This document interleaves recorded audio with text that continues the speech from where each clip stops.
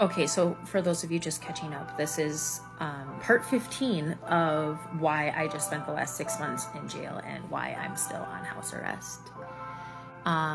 So you're gonna have to rewatch the video, but I caused a DUI, or I was in a DUI, I caused a serious accident, I caused harm to somebody else, and I had to deal with the sentencing. So the accident was November 2019.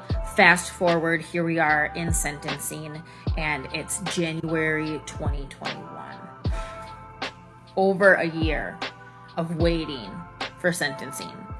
And that's a long time to be living in limbo for both me and the victim. There was just no closure for over a year, and that's really hard. So of course, during this time, everybody was frustrated and anxious to move on, and COVID was slowing everything down. Our court dates kept getting pushed back, and these people were they're mad. Honestly, I would have been so mad too. I mean, they had every right to be mad. And, they wanted me to go to prison for 12 years. I think the district attorney was talking about 4 years. And actually the district attorney, I don't want to talk ill about them, that's not my intention, but just to, I guess, maybe show how upset they were. The district attorney actually had to say in the court proceedings, he's like, I'm no longer representing them because they want for her more than we would ever actually sentence her for. She has no prior records, not even a seatbelt infraction, so they wanted me to rot in prison for the rest of my life. And the district attorney and the judge were kind of like, well, not really.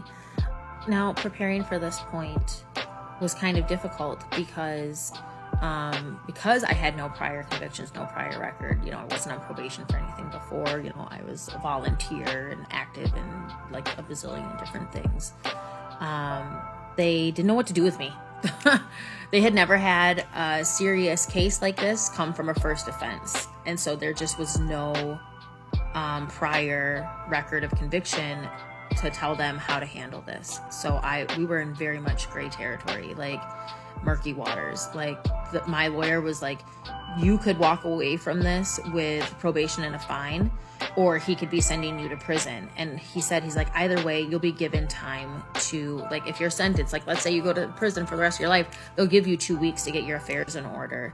And, you'll have time to figure out the sale of your home and what you're going to do with your bills and your house and your